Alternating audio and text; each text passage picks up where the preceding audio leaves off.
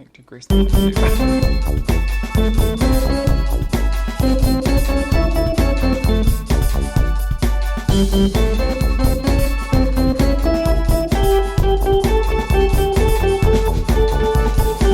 It would seem as though. Hi. Good morning, good afternoon, good evening, whatever time you're listening to this. Yeah, hi. I mean, it's morning for us right now It as is. we're recording. It's like, what, 10:40? Yeah. Not early morning, because, No. well, you know. We already been... Annika doesn't get up early. Bitch, I get up so early. You have no Really? idea. Yeah, What well... time do you get up? Here, let me tell you the tea. Because you know I worked at Starbucks for 1,000 years, right? So Right, I always woke where up you early. had to get up way before the sun got Yeah. up. Well, now Gavin leaves the house around 5. Between 5 and 5:15. I'm awake. I'm awake with him every morning that he leaves, and it's like 75% of the time I'll stay awake. 25% I'll go back to sleep. So, but I mean, I'm on a routine. That's why when people are like calling me, one of my friends called me last night at 8:30, and I'm like, I'm in bed. I have melatonin in my system. I can't talk on the phone. Like, I'm already drunk with melatonin. Leave me honestly, alone. I know. People are like, it's not late. But when people are like, oh, I stayed up till 10, or this show didn't start until 9, I'm like, I'm not going because I need to be in bed. Right. You know. Last thing I did, Dita Von Teese in January, but that was like pre-planned. I already knew, you know, whatever. Right. But like, You already knew you were going to be exhausted. yeah. But I just don't. The older I get, the more I just don't want to. I'm not like that. Well, I know for me, it was last week being, you know, the jinx. Yeah. And well worth the time being late and exhausted and whatever. I did find out, by the way, I know we forgot to our whole opening. Welcome to another episode of It Would Seem As Though, the podcast where we talk about anything, everything, and nothing.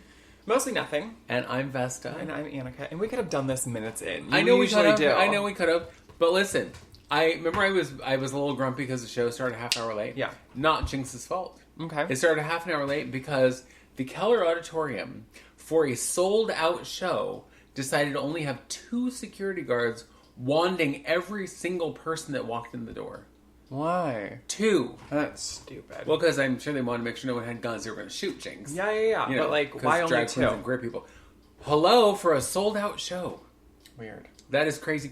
Yeah. Yeah. That's stupid. But that's why it was late. Uh-huh. But no, if people tell me, oh, this thing is, you know, happening at nighttime. No. I'm sorry, what? It's a time that starts with night. No, I'm not going. Your show was probably the last thing where I was out like, this is so late. Because you're like, it's what, an hour? No, I said an hour and a half. Oh, okay. I did say an hour and a half. It went on for 3.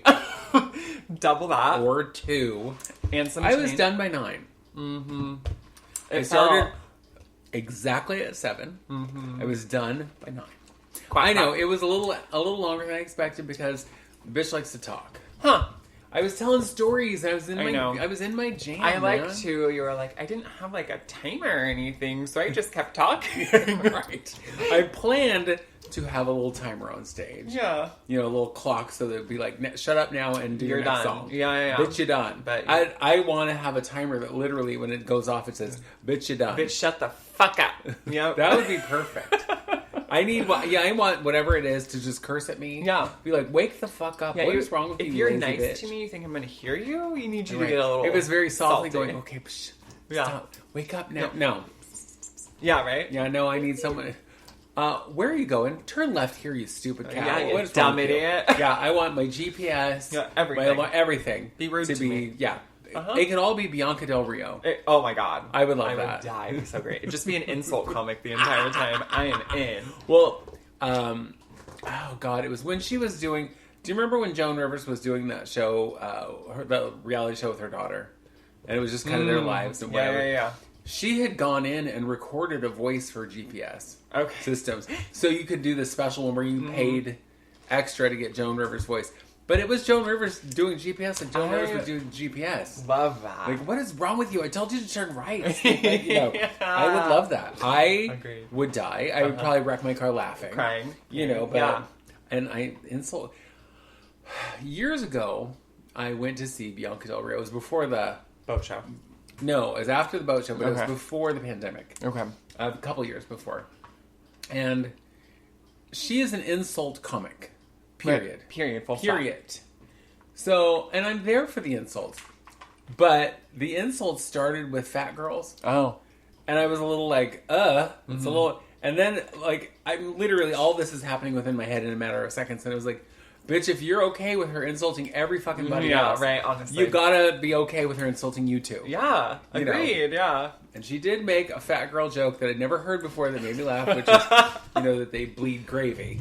Like, you're hateful. It might be accurate, but she is also hateful to herself. She's hateful to everyone. Everyone. There's no safe space around Bianca Del Rio. No, I get it. I love it. I love her. Yeah, she's so funny. I'm glad I've gotten to see her a couple times. I think, and this isn't our topic, but I think that's a good example. There are people like Bianca Del Rio who insults everyone. She's an insult comic. That is the point, and it's funny, and she's mean. And it's meant to be mean. It's meant to be funny. Absolutely. But then there are comics who like to also be shitty and mean, but they're punching down, right? Dave Chappelle talking about trans people. You know what I mean? Yeah. Like, yes, you're a well-known comic. You have specials and you have whatever, a following. But when you use your platform to be actually hateful to people and not, And ignorant. Hateful and ignorant, because Bianca Del Rio does it to be funny and she doesn't mean it, right? But I have a feeling that there are comics like Dave Chappelle who do mean what they say. Yeah. Yeah. Even if it is supposed to be like in jest. Like, no, you're just hateful. Yeah. That whole many a truth is said in jest thing. Yep. It's like, I've always bought into that because I believe it's true. Mm-hmm. Agreed. Yeah, and I still, when that special came out, I was like, oh, I'm going to watch this because I always thought he was funny. And then, of course, all the hoopla came out about him being transphobic and whatever. It's like, oh, crap. And immediately I'm like, over it. Like, I was like, I'm not watching that. The actually most marginalized community in the country, in the world, and you're punching down that much to be that hateful. Like, it's just ignorant. And people are like, well, he's a comic. That's his job. Like, but there's a difference between actually being funny and being hateful. You know? Absolutely. Absolutely. Right.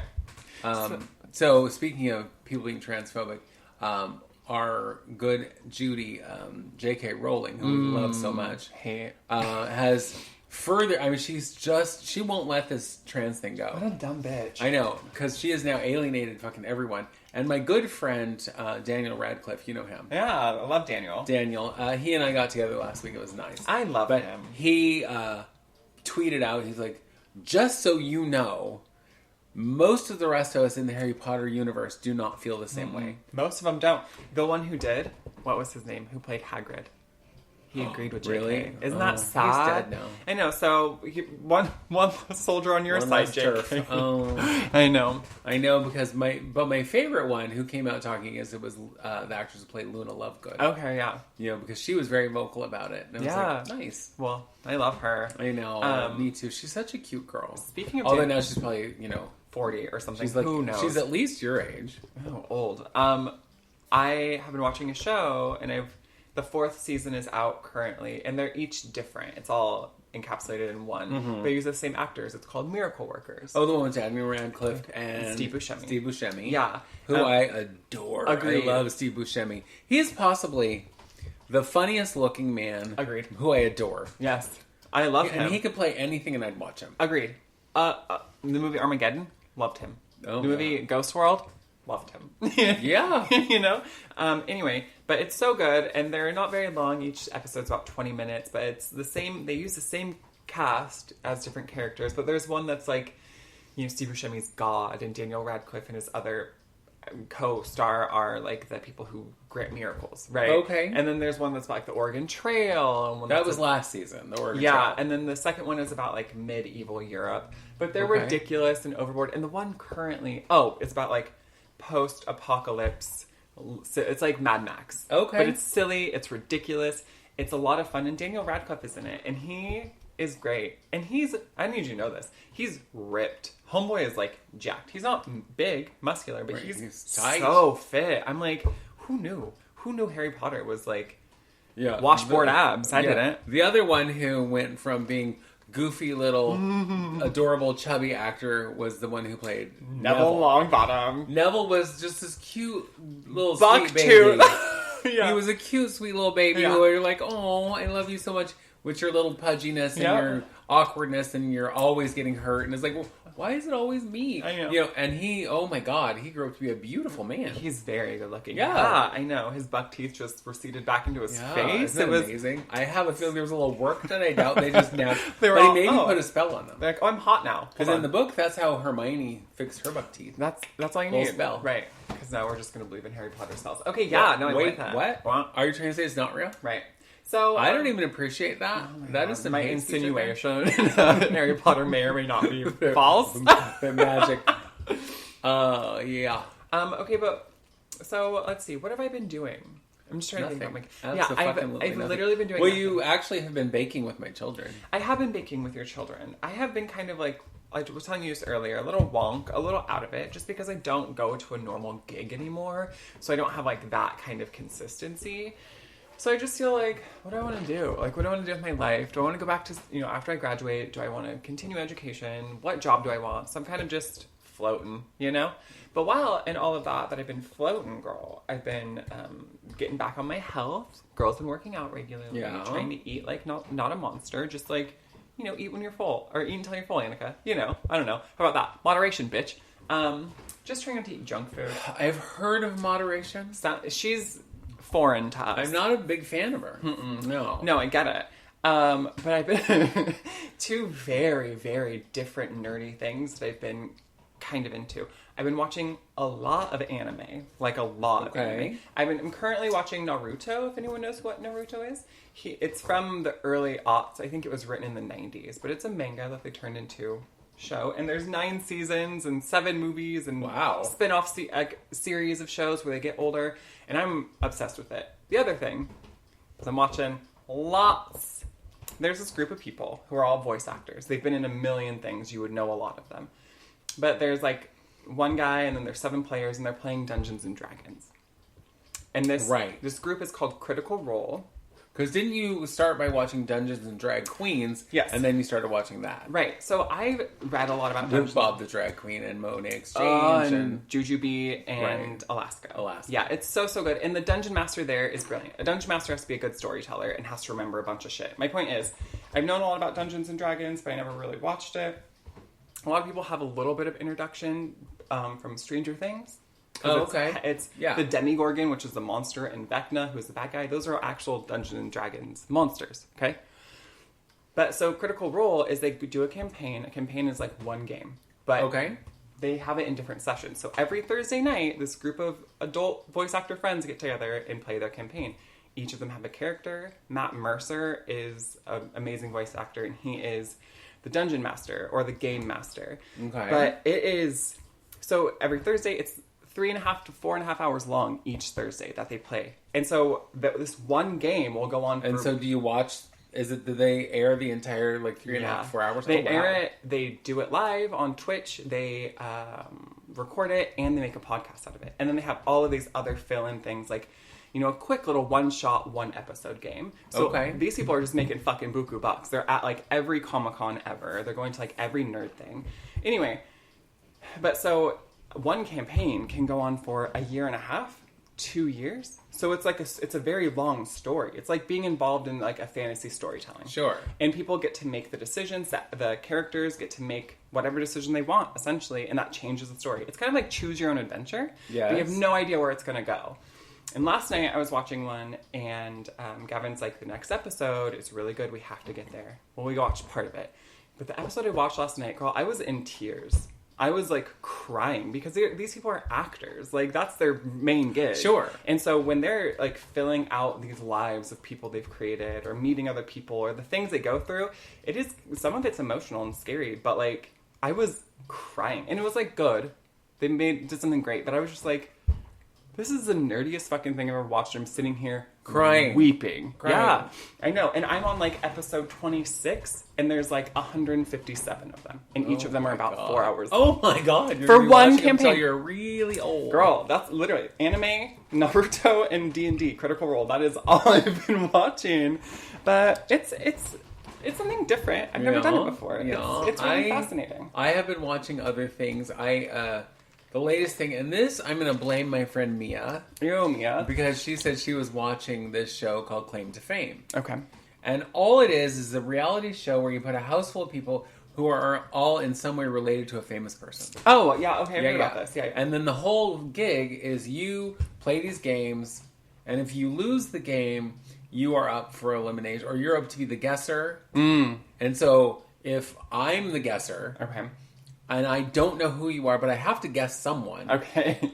If I guess you wrong, I'm out. If I guess you right, you're out. Okay.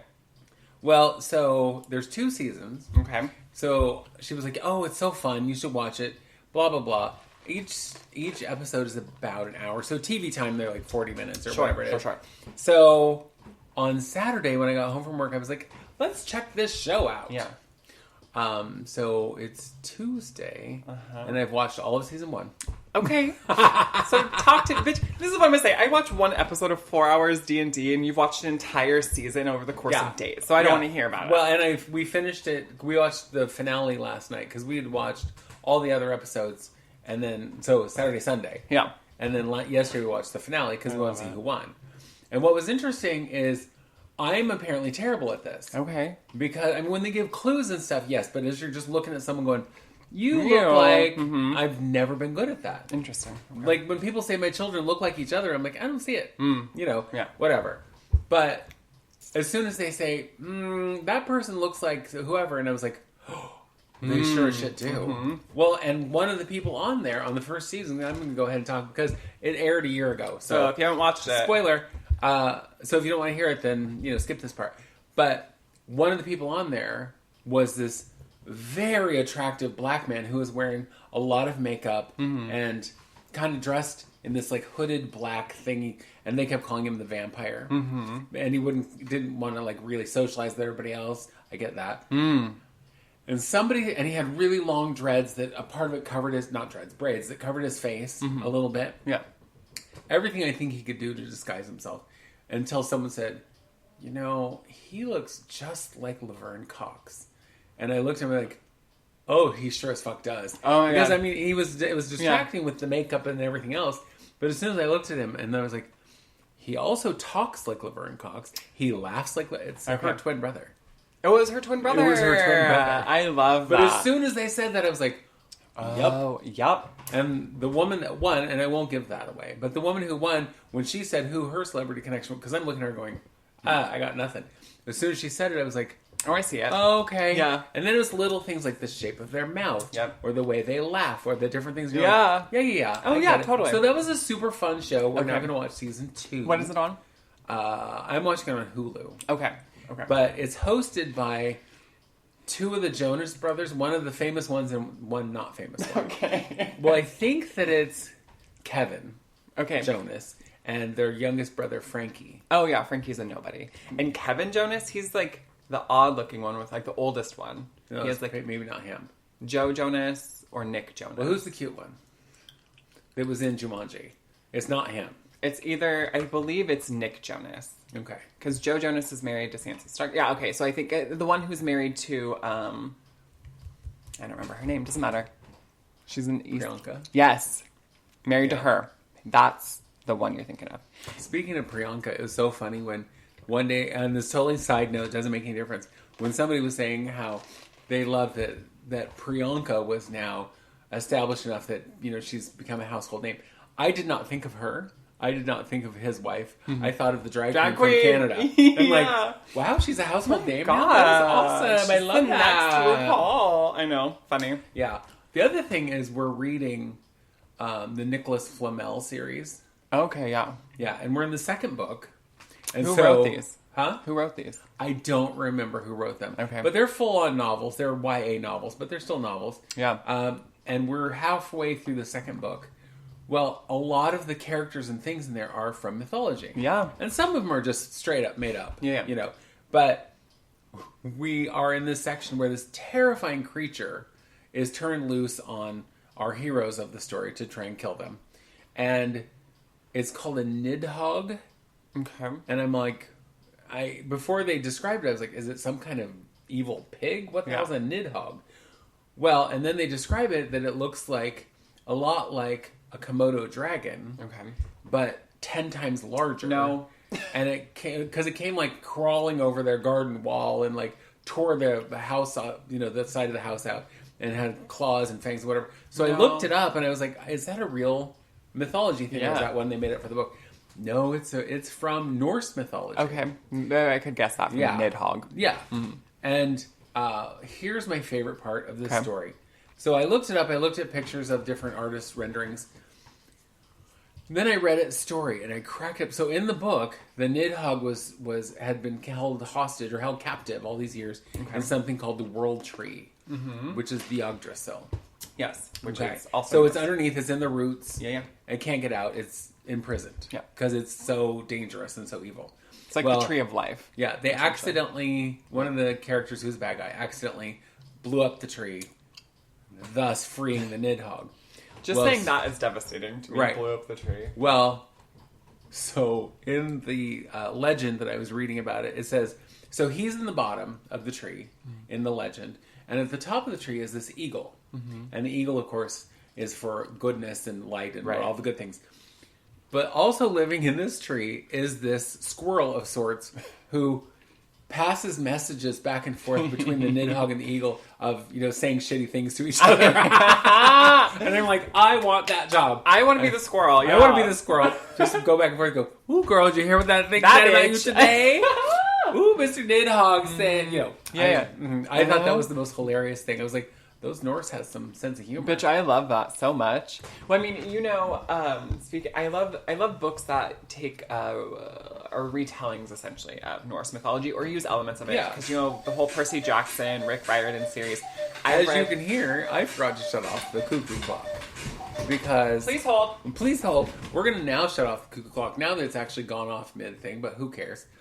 It's not like, Yeah. I'm sorry, but who brought that noise into our studio? I know. God damn it. But so I've read, at this point, there's one series left that I haven't read by Rick Riordan. So I've read 40 books of his. And that's kind of all I can read right now. Like, other than, like, school shit, that's all I want. That and, like, again, manga, comics, because I'm a fucking nerd now. But other than that, I don't want to read anything else. You know what I mean? I just want to read these YA novels that have to do with mythology. And that's it. That's all I can do. Then watch D&D and my anime and go to bed. You know what I mean? Right. So basically, I'm just devolving into, like, a super nerd. Yeah, just like a teenage super nerd. That's it, girl. I'm gonna get really good at math here soon, probably, or computer science. Oh my god, watch it. And then you're don't go too far. Institutionalize me. What happened to her? Well, she started doing math all of a sudden. And I don't know. It was weird. She started doing math and she loved it. So we decided to have her committed. I know. Well, that seems right. It's so funny. Gavin is always like, math is good, math is great, math can be fun, I really like math. Well, it's because his dad has his PhD in statistics. Like, of course you grew up, like, understanding math and having, like, an easier time because your dad is, like, the god of math. Although I'm going to tell you, I think even if I was raised with a math genius, I still think I would have been, like, a math idiot. Because probably I really, some of the concepts, when people explain them to me, I'm like, you could really be explaining the universe to me, and I'm still like, nope, I don't get it. Yeah, no. Same. Are you speaking Latin to me? Because I don't speak Latin. It's a dead language. So, sorry, I haven't learned that. We only use it to summon demons. I'm gonna tell you what, though. I've been watching all the stuff about Greenland. Yeah, and learning things and whatever. Yep. I was watching this man the other day who was talking about how he's traveled the whole world pretty much. Okay, been to like all the countries. We are pretty much the only country where children are not required to know a second language. Mm-hmm. In Greenland, they speak 3 languages. And by the time they're in elementary school, they are learning their 3rd language. 3rd. Yeah. In 1st grade. Yep. And it's like, but he's like, he went through the list. He's like, so in this country, you speak, by the time you graduated from university, you speak 7 languages. 7. Most people here can't even speak 2. They can barely speak English. Well, that's true. It is dumbfounding to me. I have a couple things. One, that people think Americans think America is so great and has all this opportunity and all this freedom and all this possibility, but it doesn't. It doesn't really, right? It's a capitalist hellscape. But we're always like, oh, you're in America, speak English. Right. But the rest of the world is outpacing us in literally everything. And you're like, I want the people in my country to be dumb as fuck. Like, it's weird to me that college is so expensive. Like, why would you want your fellow Americans to be dumb while the rest of the world is educating themselves and laughing at us? We look stupid. And the whole idea, again, we've talked about, like, pulling yourself up by your bootstraps is just bullshit. It's just like capitalist propaganda to be like, this is great. I did it by myself. No one ever does anything by themselves. No, never. No. Secondly, recently there was a UN conference, and the discussion was about whether food is a human right. There's only one... Why is that a discussion? Girl, there was one nation in the entire UN that said it is not a human right. America. It was the United States. Is that not fucking insane? We are just devolving into dumb fucking Neanderthals. Like, America... Well, and that's what politicians want. They want the dumber the better, because then you're going to believe all of... the Kool-Aid that they're having you drink. Right. Because when you have things going on right now, like Donald Trump being indicted 3 separate times on, what was 70-something charges? Something it's a lot. Huge, yeah. And people are like, I'm still going to vote for him because he's a good man. This is a witch hunt. Blah, blah, blah. No, they can't just make up charges. No. And it's like, y'all are crooked Hillary. They couldn't prove one fucking thing about her. And also but this guy, they've proven all this other shit, and they're like, nope, he's a good guy. No, he's fucking not. Yeah. And I read yesterday that he could still, even if he's convicted, he could still be elected president. Yep. Because there's no law against it. There is no law against it. And I'm like, that is crazy. Yeah, that's what I'm saying. It's just so baffling to me that Americans are so stupid. And that's not me being like, you're dumb and because now I'm educated. Like, no, we are just stupid. And, we make children up through, high school. It's mandatory. You have to go to school. It's like part of the law, right? Yeah. But then we get there and we teach them bullshit or we teach them falsities and we're like, you did it though, you graduated, congratulations. Like, that's a milestone. Graduation means nothing if you learn nothing. Do you know what I mean? Right. It's just, pomp and circumstance. Fucking cool. But why? I don't get... So what happens if we go to war? What happens if there's ecological collapse? What happens if there's a natural disaster? We don't have enough educated people to handle that, right? No. Because we're focusing... Everyone's in debt. Everyone has a medical problem. We don't have socialized healthcare. We don't have socialized education. The houseless population is astronomical. Like, America... And nothing's being done about any of it. No. And the fact is, often, empires do not last this long. No. So... I feel like we are just postponing... We're due for a fall. Girl, the inevitable collapse of the United States. And I don't know, maybe that should freak me out more than it is, but I think it's going to be a good fucking slap in the face to dumb Americans because I'm like, we're conditioned, we're enculturated into this society to think that we're the best, the strongest, the smartest, and we're not. No. We're genuinely not. So if you go to another country, and if you interact with people who've had a diverse experience than you, you look fucking dumb. And we don't know enough languages. We don't know basic shit to survive in the world because we have not been given the education that we deserve as humans. Right. And so it's just such a weird thing. Like, you just want... I don't know. Like, if let's say we went to war with Russia, this is just hypothetical, you would just want your entire population of people to hate each other and be uneducated, right? Because that's where we are currently. One side hates the other side. Everyone's pitted against one another. No one has enough of anything. So what happens if we are, again, what if we get bombed? What if there is some sort of travesty that happens? How do we repair that? Yeah, there's educated people here, but comparatively to other, industrialized nations, we're dumb as fuck, you know? I don't know if you've ever heard it. This went viral several years ago. It was a clip from a TV show that Jeff Daniels was on. Okay. Where he was a professor. Did you see that one? That where clip this is girl amazing. Stands up and goes, can you talk about, whatever it was, her question was something about America being the greatest nation. And he goes, yeah, it's not. Mm-hmm. And here's why. And he gives all these great reasons why it's not. And of course then loses his job as a professor and all this shit. But it's like, nothing he said was untrue. No. Everything he said is stuff that should make you stop and think. Yeah. And it's exactly that. Back to Greenland, college there is free. Yeah. And you get paid to go. Huh. You go to college, but here's the other thing that I thought was really cool. If you go to college in Greenland, you can only go for like these 6 things, whatever they are. But it's things that you can apply in Greenland. Mm-hmm. So you can't go to school there, to be a zookeeper or whatever the hell, something that isn't going to be applicable to their country. Yeah. It's like you can be an engineer, you can do different things. But you go to college, it is free. They pay you while you're there to keep you there so that you're not struggling. Mm-hmm. And then when you get out of college, you can just do whatever job it is you were trained to do. But you also have the specific training to do this thing. Yeah. And I mean, that's how it should be. Mm-hmm. I personally think that the fact that colleges here are so expensive, and you can also get an education that can do you no good whatsoever. No. Girl, I want you to know that I'm still going to Arizona State. It's a state university. One semester alone is like $15,000 or $10,000. Yeah. So, and I've gone for how many semesters? 3, 6, so 9 semesters. That's a lot of money. Yeah. Girl, I'm going to say it's probably in between 70 and 90 grand that I didn't fucking pay for. Thank God. But you know what I mean? Yes, like, I I do. went to a state school. Yes, because as I've mentioned before in here, being on the board of directors for Peacock and the Audrey M. Edwards Scholarship Fund, I see how much colleges cost. It's ridiculous. And these children going broke, getting loans, whatever. Because one of the things on the application is, like, how much money are you contributing? And some of them is like, well, I have a job, so I make this much a year.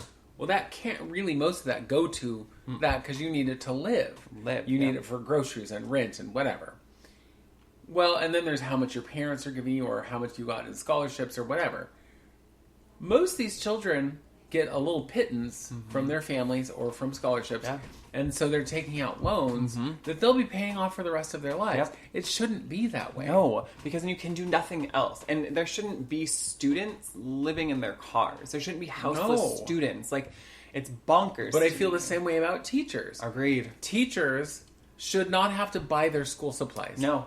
Teachers should not have to pay for the things that they need for their class. No. That should all be included. Mm-hmm. Teachers also shouldn't have to do their grading and all that at home on their off time. No. That should be built into the day. Agreed. Or if they have to do it at home, that should be like, well, then you get 2 more hours of pay for doing papers at home or whatever. Yeah. But they really get the raw end of the deal. Agreed. Yeah, it doesn't make because sense. We as a country do not value education. Mm-mm. And what we value the most bizarre things. Well, it's weird. We tell people, go get an education, but we don't know how you're going to get, how you're going to pay for it. But it's the same as the people who are like, I'm anti-abortion, but I'm certainly not going to help. If you birth that child and you can't afford it, that's on you. Because you got yourself pregnant. Yeah. You should, but I didn't want to keep it. Mm-hmm. But that's not the point. You got pregnant, this is your punishment, apparently. Yeah. Is to raise a kid that you can't afford, who will either be raised up in abuse or neglect or in the system. Yep. So great. And it's like most people who are have those strong opinions about those things don't even think beyond that issue. Here's my issue. I don't care about any of the facts around it. Yep. All I care about is that my issue wins. Well, and that's the issue, though, with single-issue voters. People who are like, I'm voting for Donald Trump because he wants to make abortion illegal. You're voting for somebody based on one fucking thing. Like, you need to understand what this person believes in, what are their other stances. But on one social issue is ridiculous. Yeah. And that's idiotic. I was going to say, if you haven't gone to college and you want to go to college, I would recommend finding a company that will, 1, reimburse you for going to college or pay for it. Or 2, if you don't have the funds to go to college, go to community college first. Yeah. And I want you to know that I did 2 years at community college, and then I had 3 years at university. But the reason I did 3 years was because I got 2 degrees, But going to community college saved me time, money, effort. Oh, yeah. Community college compared to university is ridiculous. Yeah. It's like, I don't know why. And, you do you, boo-boo, you go what you're going to do. But I don't know why anybody wouldn't just take the first 2 years at a community college. Unless you get a scholarship. Yeah, oh yeah. Unless you get money. Yeah. If you get the money to do it, go to university. But there's no point in going into tens of thousands, maybe hundreds of thousands of dollars in debt for an education. Like, I don't know. You can get a decent education anywhere. But the point is just go get educated, but do it as smartly as possible. Yeah. You know what I mean? There are plenty of universities also that offer free classes. Yeah. In specific and random things, but like a lot of Ivy Leagues do it. Come take this random forensic science class at an Ivy League, and a lot of it's online. Like, and all of those things are transferable. Like, just be smarter about it. You don't have to graduate high school, go to a 4-year university. Like, that's ridiculous. Well, right, and we have discussed that, obviously, that that's not the path for everyone. Yep. Because the other day, as you know, your sister was saying, obviously, I'm not going to college. I was like, well, why is that obvious? Why is that obvious? Yeah. And she's like, well, I don't want to go. Well, okay, that's different than it being obvious. Right. But okay. Yeah. And you don't have to go to college. I have never said my kids have to go to college. No. If they want to go to college, great. Mm-hmm. If they are serious about college, great. Mm-hmm. But that's not the path for everyone. No. I didn't go to university. I went to a trade school. Yeah. You know, and it's like, I have also then had a trade my entire adult life afterwards. Yeah. Because it's like, I've never not had a job because like I have a trade. Yeah. I can go do this anywhere. I can ply my trade now anywhere in the world, you know, because everyone gets haircuts, you know, and even if I was doing a basic, just all I'm going to do is haircuts, I could do that somewhere. Yeah. You know, it's, yesterday when I was making that cake with your children, Parker said something about, I don't remember what he was doing. It was like electricity or something, but he was like, I want to do this. And then he asked me, like, do you need to go to school to become a plumber? And I was like, you don't need to go to, he asked me if I need to go to college. And I said, no, it's like a trade. So you could go to like a trade school or you can become an apprentice or both. It's usually less money. You usually make money while you're an apprentice. You make more money when you graduate. Like, and you don't usually have debt. And he was like, oh. And I was like, there's a lot, Mama has a trade. Lots of people, plumbers, electricians, HVAC, like all of these things are trades that people learn in a specialized school for it. But, you know, and I know you've talked to them a lot about they don't need to go to college. They just need to do something that makes them happy. But I think that's helpful. I'm glad he asked me, do you need to go to college? And discussing like, no, you can just go do this thing and learn this trade and do that and be set, you know? You know, for me, my parenting kind of things that I was sure of, because there's a lot of shit that happens. I'm like, oh, got to play this one off the cuff, got to see what happens. But a few things that I started talking to them about when they were babies. One was before they could even understand what any of the words I was saying were, I started telling them their adoption story. So that by the time they were really old enough to comprehend it, it was old news. Yeah. It was like, oh yeah, I've heard the story 100 times. Yeah, okay. And now I actually understand what the story means, but it's like, it's nothing new. You know, and then for a long time they would ask me to tell it again. You know, like, will you tell me this? Sure, of course. And it, you know, I made sure to keep it as same as possible. Yeah. But it's a story. So I might throw in a little something else that I remembered or whatever. But I also would tell them, you know, things like, when you grow up, if you choose to date, I do not care who you date, as long as they're good to you. Because I don't want you to ever date someone who's not good to you. So if you want to date boys, you want to date girls, I don't care. You want to date someone non-binary, you want to date both, I don't care. Yeah. As long as you're happy, and as long as they're good to you. Yep. That's it. And same thing with school. I've been telling them their whole life. If you end up going to college, great. If you don't, great. As long as you figure out a way to support yourself. That's all. And preferably something that doesn't make you miserable. Yeah. Because nobody needs that. If you can start out with a job that you enjoy or, you know, can tolerate. Yeah. You know, whatever. Preferably something you at least enjoy doing is better. Right. You know, but that's not the course for everyone. If it is, awesome. Kudos. But it's like, I wanted them to know, like, I don't want my children to ever come out because I don't want them to ever be in the college to have to come out. It's like, and so when Grace told us that she had a girlfriend, there was no like, what? I have to have a conversation with you, and that whole scary business of like telling your parents you're gay or whatever you are, you know, because, you know, it's could change. Yeah. You know, but at this point, she likes girls. And it's like, okay, cool. And so she never felt the need to say, you know, hey, mom and dad, she was just like, hey, I have a girlfriend. Yeah. Cool. Yep. It's funny, too, because I feel like every time I've ever asked her about who she liked, if she has a crush on anyone, I'm always been, do you have a crush on a boy? Or do you have a crush on a girl? Or, like, whatever, right? Just, like, including everybody. Like, who do you have a crush on? Because remember, it was that singer, Barnes Courtney, for a long time. Yeah, he was a pretty boy. Yeah. Well, first crush I think she ever had was on Justin Bieber. Oh. And that was when she was pretty little. Yeah. And she was like, I'm going to marry him someday. God, I hope not, because by the time you're marrying age, he's going to be old. Well, he has money. Yeah. Marry him, girl. Get a prenup that says you'll get half his money. At least, yes. Mm-hmm. I'm about it. Right. Marry the first time for money. Right. And then, after that, make sure you take a good chunk of their money so you can then live easy and marry whoever you want. Yeah, exactly. We give great advice. We certainly do. Bro. I was thinking about our topic last week. Yeah. Which we were talking about body image and all of that stuff. Yeah. One of the things I wanted to mention in last week, I forgot, just because it's so funny to me. You know how on Facebook, in relationship statuses, one of the statuses is it's complicated. Uh-huh. That's how I feel about my journey with weight and food and my body. It's complicated.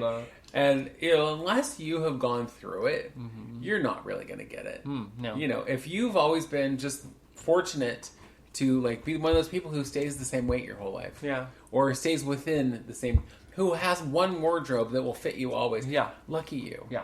Snaps. But... it's like for those of us who that's not the case, it's complicated. Yeah, it's complicated. I'm not going to try and explain it to you because you won't get it. It's complicated. It's complicated. No. Uncomplicated. I love that. Yeah, well, it's because I popped into my head and I was like, it really is. Yeah. How many minutes do we have? About 20. Oh, are we going to start a topic now? I think we should. Well, now that we've done 40 minutes of intro. It's funny. So... how we even came to our topic today is and I don't know his name. Who's the name? What's the name of the man? Luke something. Are you talking about Fast Car? Yeah. So recently, my daughter brought to my attention that there's a remake of the song Fast Car by Tracy Chapman. Mm-hmm. Luke Combs. Mm-hmm.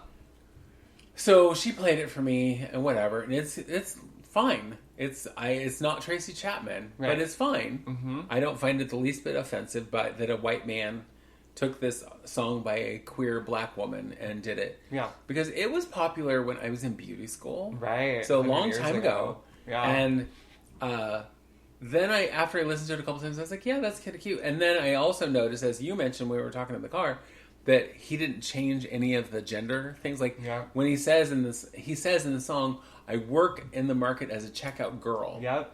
And I'm all... snaps for you, Luke. Lady. Wow. Lady Luke. But all the things that I think are kind of indicative of what that would be, he doesn't change because in his words, the song Fast Car is a perfect song. It is. So why change anything? Right.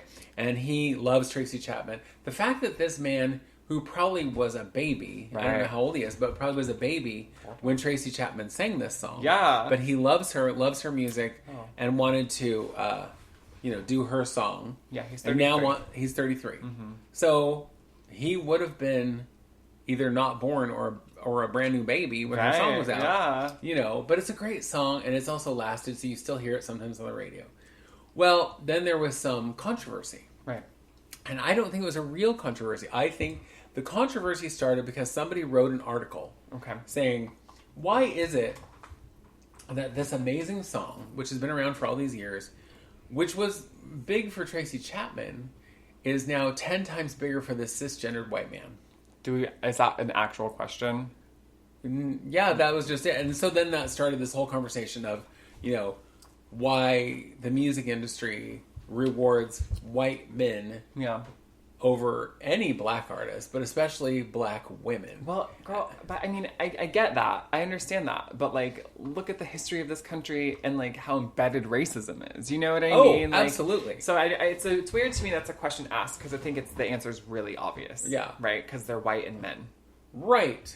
But it is, and I was understanding the point. Yeah. But at the same time, I was thinking, listen, I bet Tracy's not complaining because she's getting now money again for this song. Because it's selling millions. Yeah. And so that girl wrote it. Mm-hmm. And so she's getting some royalties that she wasn't getting. Right. Yeah. When I think about when Whitney Houston sang I Will Always Love You. Yeah. Dolly Parton, who already legendary status, already I'm sure very wealthy. I don't know her financials, but wealthy enough to buy a theme park. Yeah. This one song by this one artist remaking her song made her millions. That's crazy. Because one of the things, Dolly, smart lady, never sold any of her publishing rights. Mm-hmm. You know, because I think we talked about this before, is Elvis wanted to do that song. And his manager said, well, Elvis will only do a remake of someone else's song if they give him 50% of the publishing. No. And Dolly was like, you know, I love Elvis, and I would be heartbroken that he doesn't sing my song, but that's my song. That's this is my money in the bank. Yeah. You know, and at that point, I Will Always Love You was a hit. Yeah. By Dolly. A huge hit, yes. By Dolly, yeah. Yeah, when she first did it. She did it, little sidetrack here. She did it for her friend Porter Wagner. She was on his show, and she toured with him. But it kind of as a way to say, I'm out. I'm going solo, but I will always love you. You're very important to me in my career, but I gotta go. Yeah. I gotta go be Dolly Parton, not Dolly and Porter. Okay. Or Porter and Dolly, or however it was. Well, I didn't know that. So, but she was like, yeah, this is mine. Yeah. This is my little nest egg. Yeah.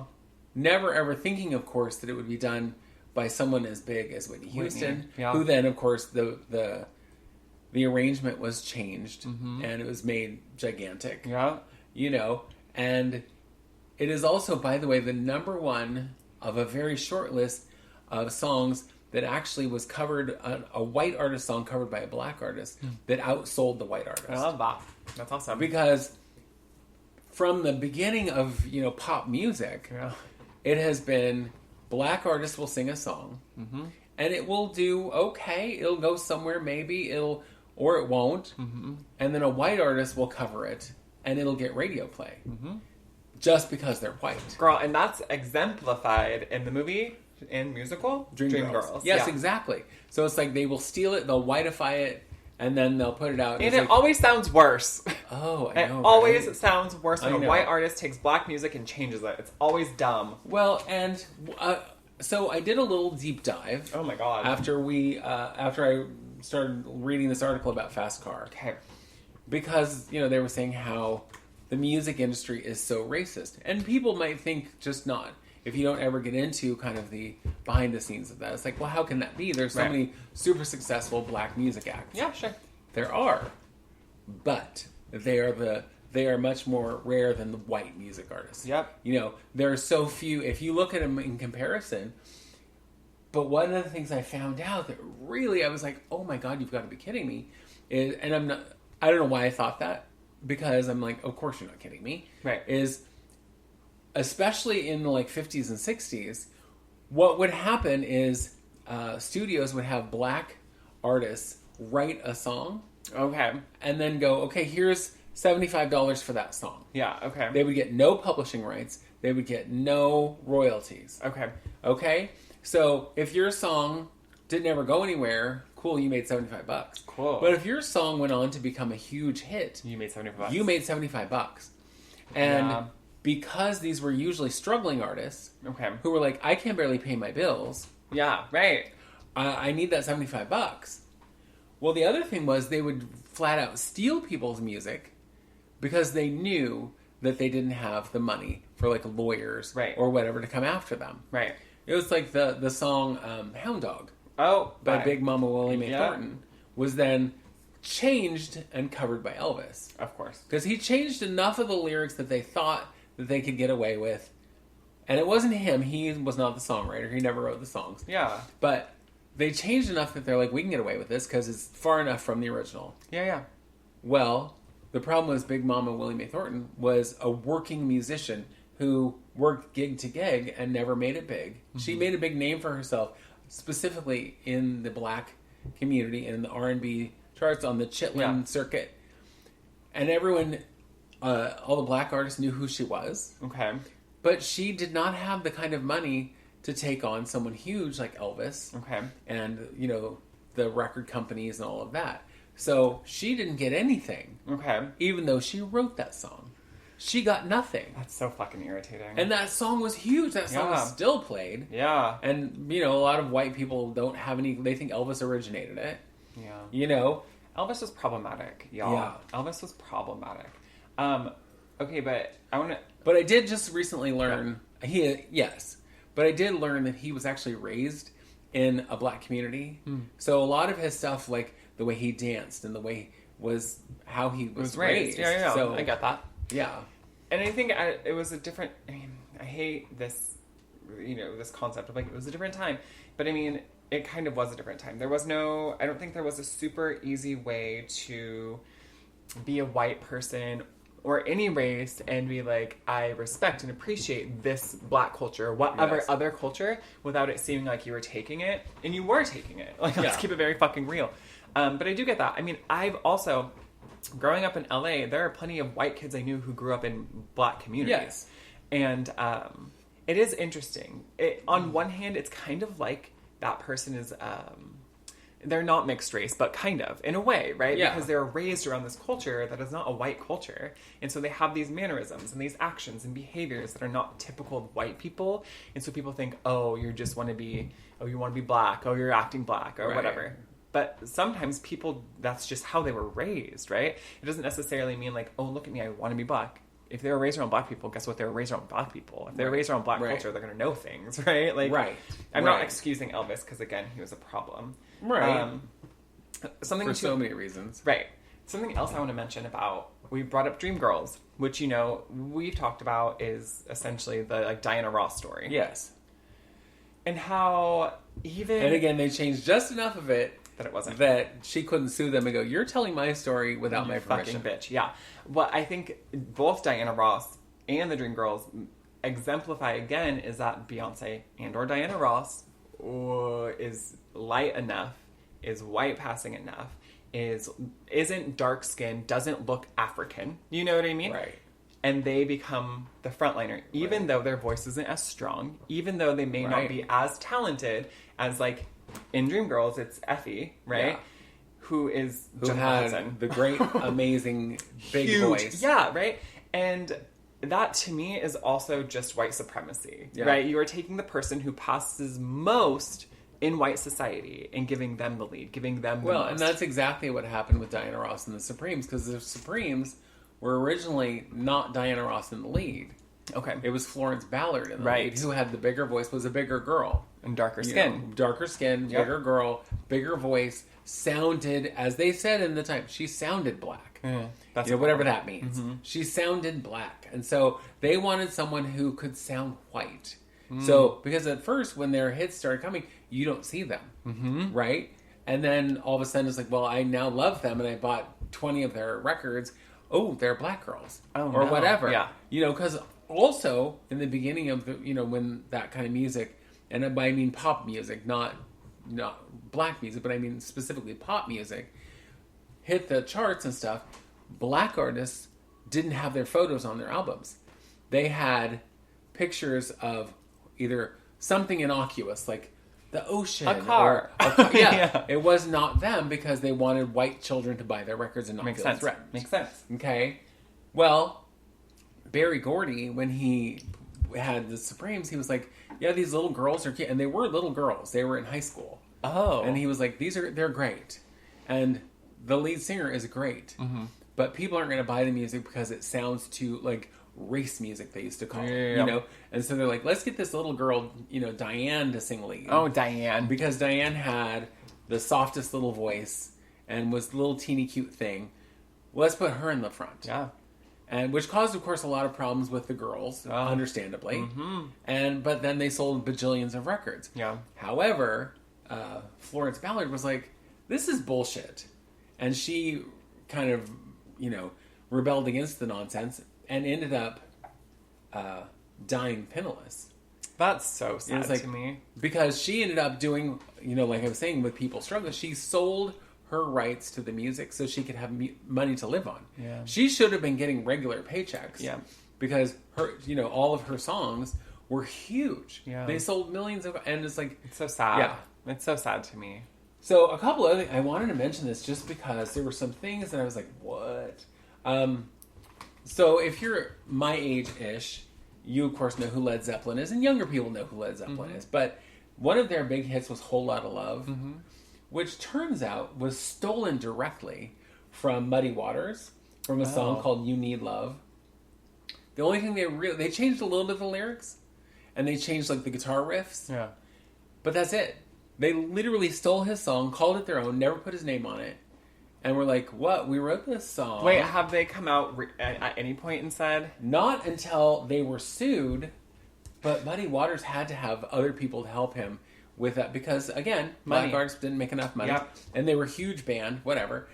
They settled out of court in 1985, and Robert Plant, lead singer of Led Zeppelin, literally, this is his quote, "You only get caught when you're successful. That's the game." You're so stupid. That pisses me off. So you did a scumbag move to screw over a black artist. Yep. And you're like, well, I guess we got caught. Whoopsies. I guess that means we were super successful. We'll settle. It's like, fuck you. That is hateful. You know? Yeah. The song Louie Louie. Yeah. Remember that song? Mm-hmm. Originally was written by Richard Berry. Okay. But again, he sold the rights to it because he needed the money. And the Kingsmen did it, didn't even put his name on it. Yep. And they made, millions of dollars. Surfing USA by the Beach Boys. Yeah. They took the tune of Sweet Little 16 by Chuck Berry. Okay. And wrote their little silly beach lyrics to it. Oh my god. Didn't change the tune at all. Changed all the lyrics to be completely, vapid. But gave Chuck Berry no credit for it. Of course not. They were like, what? This is our song. And Chuck Berry's like, no, the fuck it isn't. I wrote that song. Yeah. But Chuck Berry was big enough to sue them. Oh, God. And so he then got some of the royalties, but then they had to put his name on as a writing credit, which then meant from that point forward, he got credits every time. Good, girl. Or got royalties, I mean.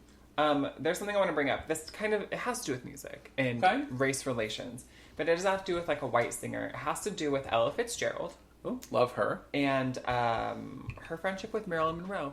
Do you know about this? Yeah, yes. So, in 1955, Ella Fitzgerald was going to sing at the Macombo nightclub in Hollywood. Uh-huh.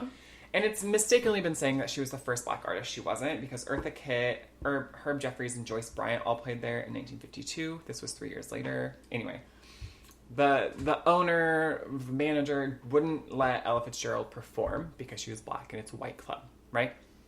But Marilyn Monroe said, put her on the stage, have her do this performance, and I'll be here in the front row every week, right? To draw money in. Yeah. And so she did. And so that was really like the catalyst for part of Ella Fitzgerald's career, because she was able to play at this big club where Marilyn Monroe sat in the front row every night, so to draw more of a crowd. And I think, specifically being in 1955, when like Jim Crow was still a thing and black people weren't considered human, to have this big ass actress, she was more of like a starlet.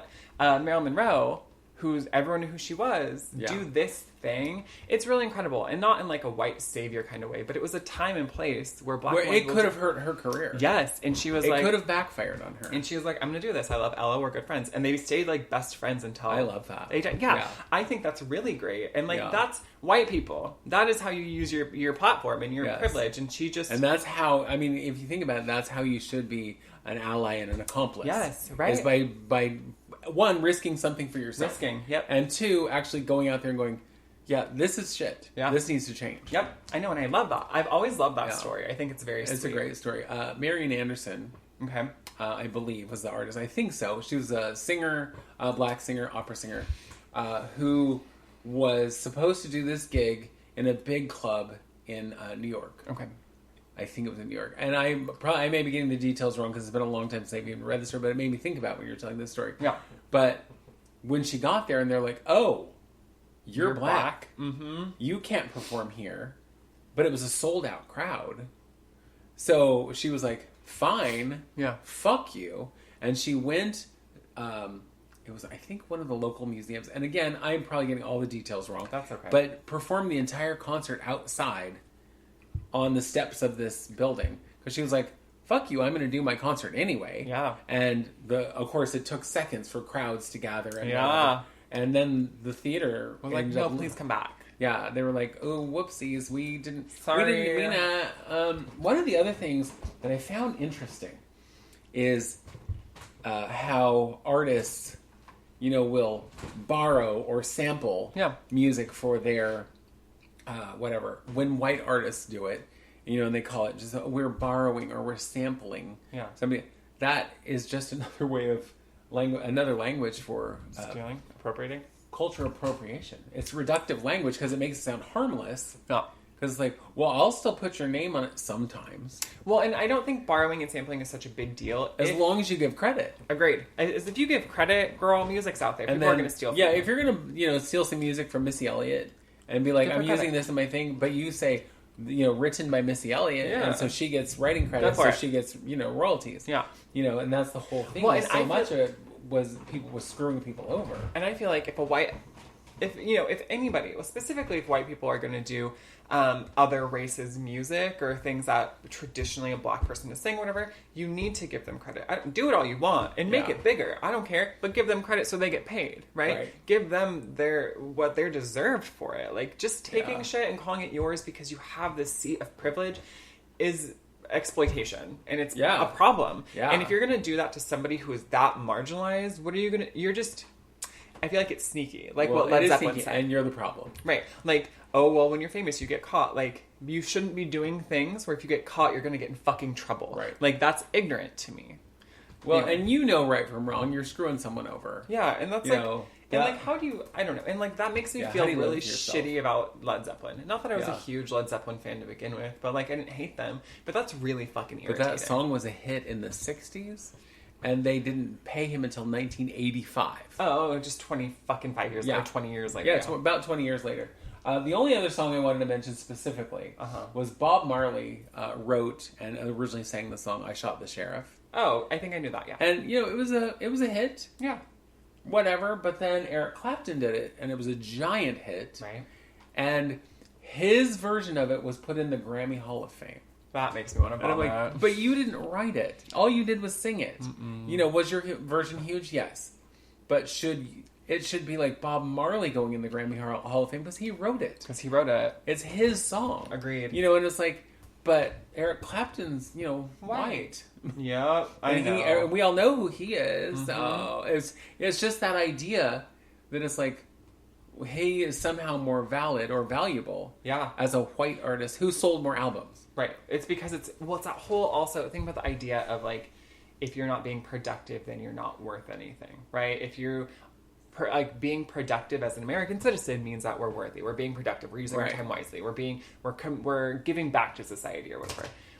So I think it's kind of that same idea. Well, he did the work. You know what I mean? Like he did it better. Like, did he? Right. Did he do it better? And what you said, and this is completely off topic, but that's all part of the gaslighting that people do, so people don't retire. Yeah. So people don't take vacation. It's so dumb. So people don't, do it. It's like, you got to work yourself to death. Mm-hmm.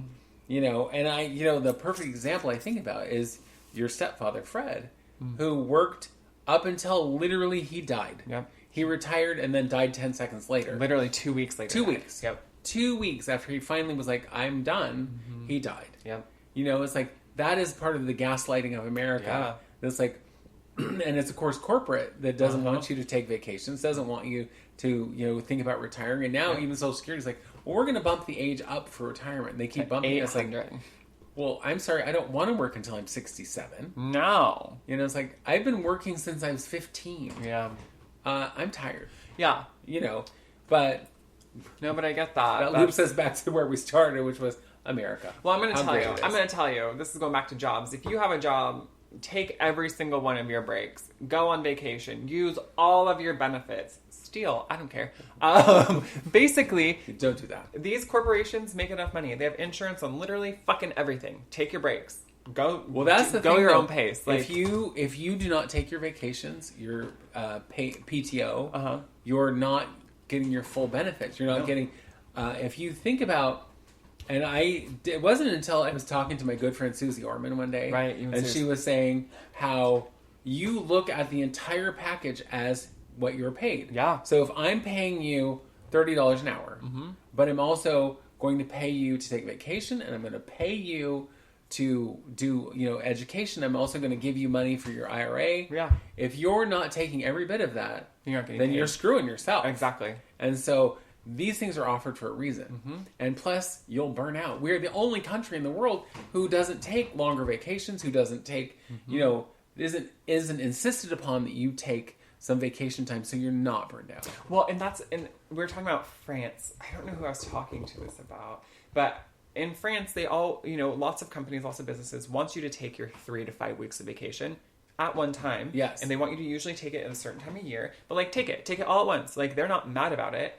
And lots of Northern European and Scandinavian countries have 32-hour work weeks, mandatory. Yeah. And working overtime is illegal. Like, and so I love that. when there's companies that are based in the United States and in some places in Europe, you know, the United States is like, well, we need this to be produced faster. Call your team and have them work over. The companies overseas are like, no, that's illegal for us to do that, and we're not going to call people in for overtime. Right. That doesn't make any sense. Like, overtime is only a thing in the United States. And I'm telling you, if you like your job, like your job. But working yourself to the bone, or working so much overtime, or not doing... working for free. Or like, working after hours, free. going, well, I'm going to answer my emails, do all this stuff. Nope. No, honestly. And I don't If your care. work day ended at 5, and Girl. be like, I will happily look at my emails at 9 o'clock in the morning. Right, because then you're going to be taken advantage of. And I just feel like if you like your job so much, then like it, great. But don't get exploited. And so many people, and I feel like there's people we know who love their job so much that sometimes that's all they can think about. Yeah. You know what I mean? Yeah. And that is not healthy. There's so much more to life than what you're fucking doing to make money. And I realize we just completely derailed from the Sorry. topic, but tangents are topics, so we do what we want. We talked more about careers than we did fucking black and white people music.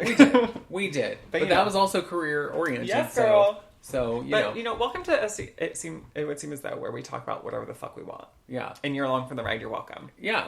Yeah. And so thank you for coming along with the ride. What? Oh god, we have news. You and I bought our family tickets to go to Disneyland. We sure We bought our did. airline tickets. We bought our airline tickets because you can't buy our Disney tickets yet. Our hotel is booked. So next May, we'll be doing It Would Seem As Though from Disneyland. Yes, we will. And that'll be fun. Yeah. And we will probably be doing some little live, maybe some Ooh. TikToks or some Facebook Yeah. lives or whatever from the park. Yeah, it'd be fun. Yeah, Good times. yeah. But yeah, so we have Hey, if any of y'all want to join us, come join us at the park. It'll be the first week of May. I'm waiting a month or two, and then I'm gonna tell all my LA friends, like, this is where I'll be.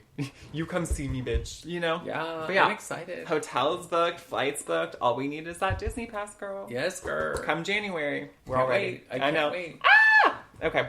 On that note, we got to get the fuck up out of here. Yeah, I'm gonna wet my pants. Same. Yeah. Gotta go. And so, you know all the usual stuff. Yeah. You know where to find us. I'm currently listening to my pods on iHeartRadio. Okay. But you Spotify can also find is us great. anywhere. Mm-hmm. And Like, share, subscribe, tell all your friends. And where can they write us emails, Miss Annika? It would seem as though at jamal.com. At gmail.com. And tell me your story. Tell me what you hated about this podcast. Tell me that you love me. I don't really care. Just tell me something. Just tell us. Yeah, just talk to me, girl. Tell me something good. Or bad. Mm-hmm. Or otherwise. And on that note, Bye. It would seem as though.